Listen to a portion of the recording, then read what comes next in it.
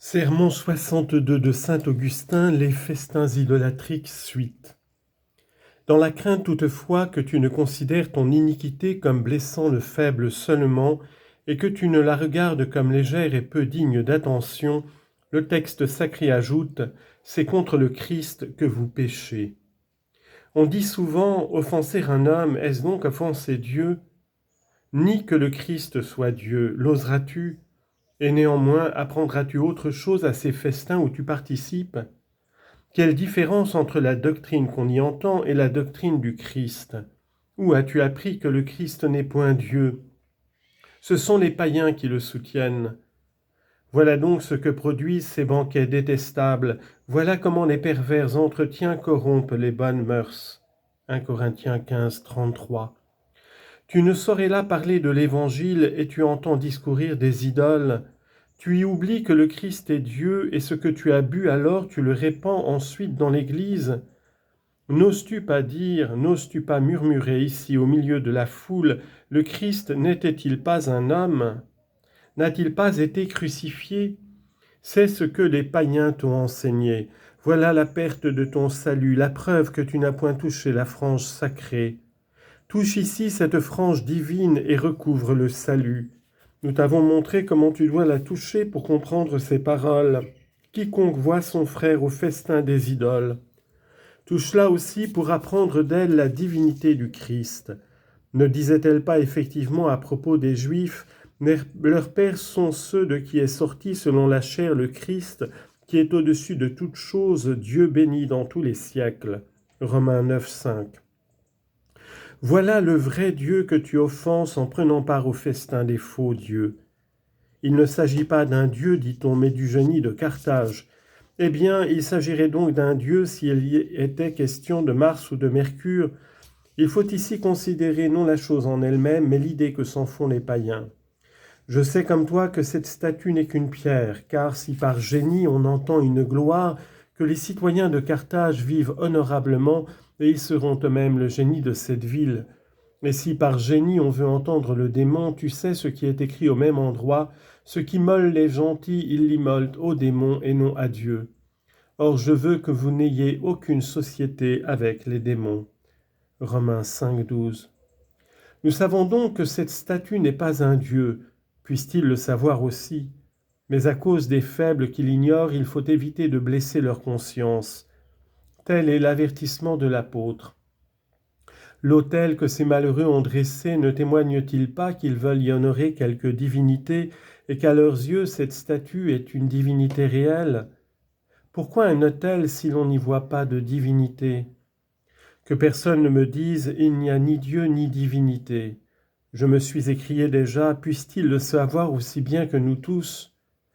Mais encore une fois, cet autel nous montre ce qu'ils voient là, quelle idée ils ont de la statue et ce qu'ils font. En condamnant ainsi tous ceux qui l'adorent, que cet autel ne condamne point tous les convives. Si les païens fatiguent le corps du Christ, que les chrétiens ne le fatiguent pas.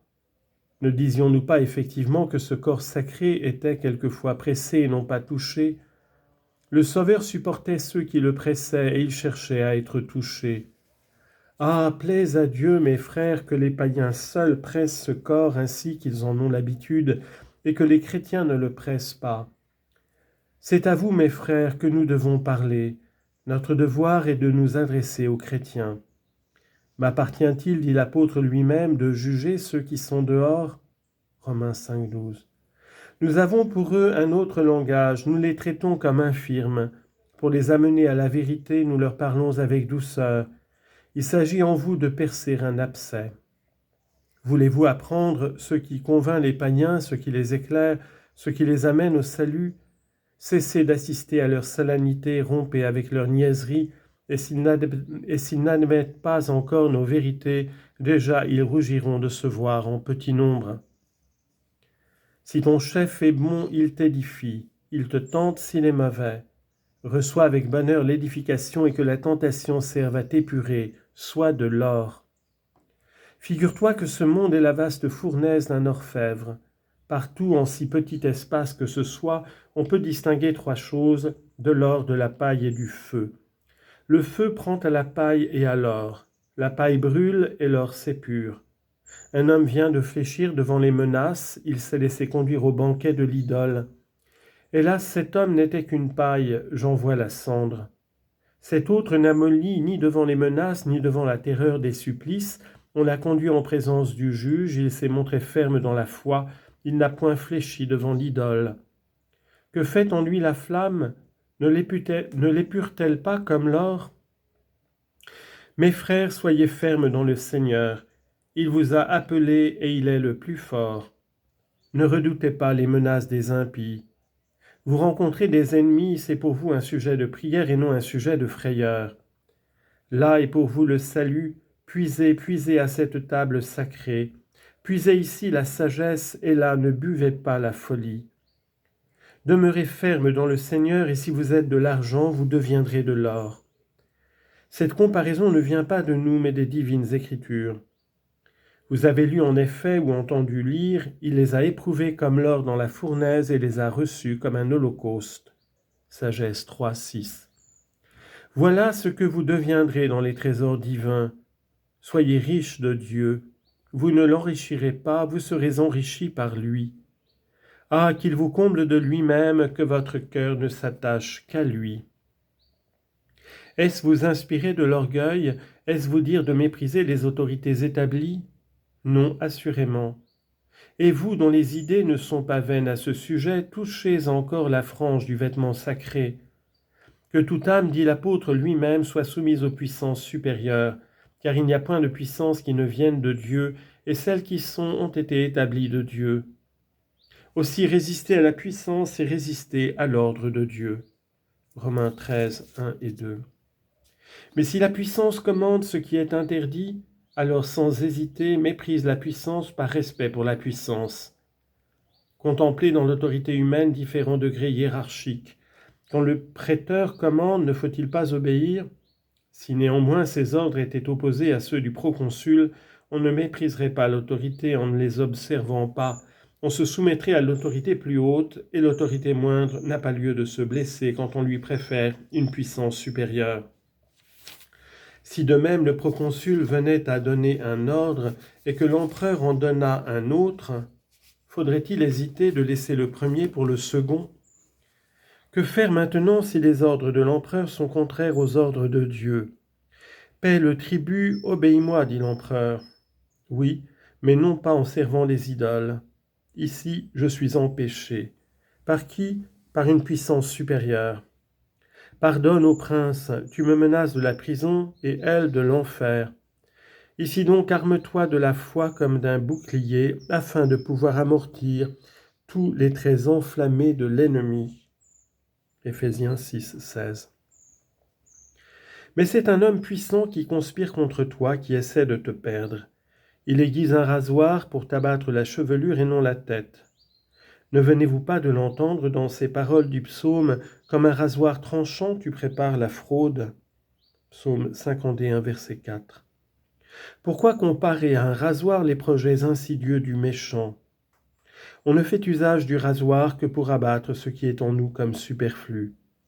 De même donc que sur notre corps les cheveux semblent une superfluité et s'enlèvent sans nuire à la chair, ainsi considère comme étant également superflu tout ce que peut contre toi la colère d'un homme puissant. Il te dépouille de ta pauvreté. Te dépouille-t-il également de tes richesses? Pour toi, la pauvreté et les richesses sont dans le cœur.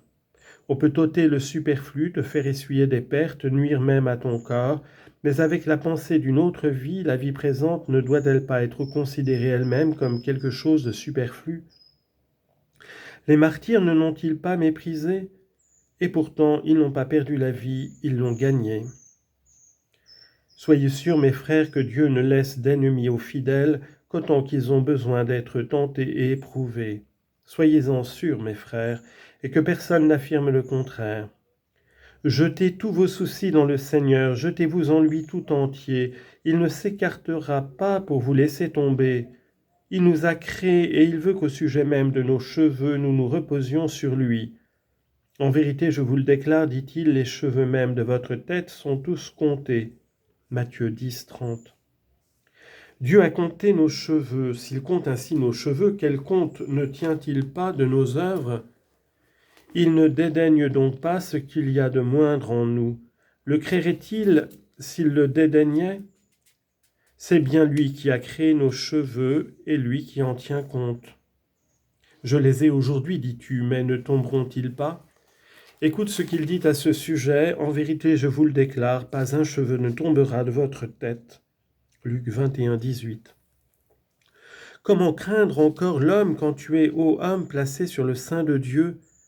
Ne consens pas à te détacher de ce sein paternel.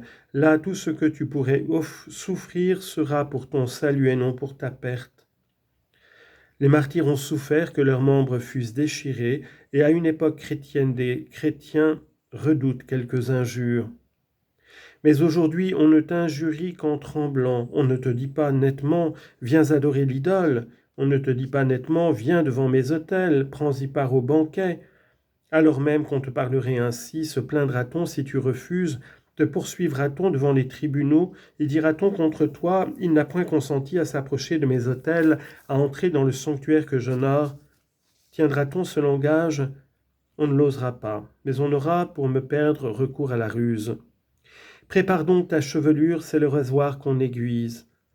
On va te dépouiller de ton superflu, t'enlever ce que tu dois laisser toi-même. Mais qui pourra t'ôter ce qui peut te rester?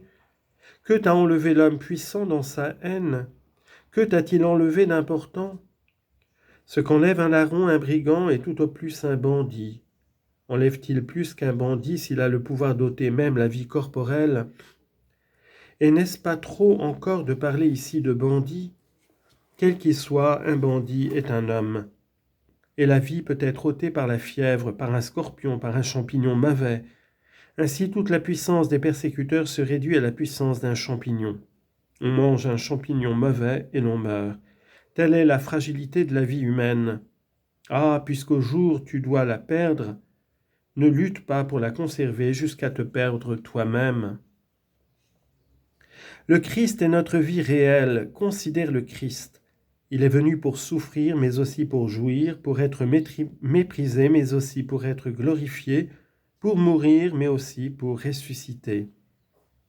Le labeur t'effraie, vois le salaire. Pourquoi chercher à obtenir dans les délices ce que le travail seul peut procurer? Tu crains de perdre ton argent parce que tu ne te l'es procuré qu'avec beaucoup de peine.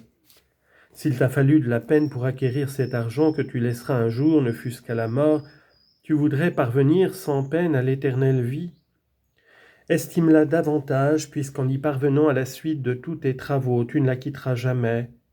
Si tu fais cas de ce que tu dois à tous tes travaux, mais pour le laisser un jour, avec quelle ardeur ne devons-nous pas désirer ce qui doit nous demeurer éternellement? N'ajoutez à leurs discours ni foi ni crainte. Ils nous disent ennemis de leurs idoles. Daigne le Seigneur nous donner sur toutes le même pouvoir que sur celle qui vient d'être brisée.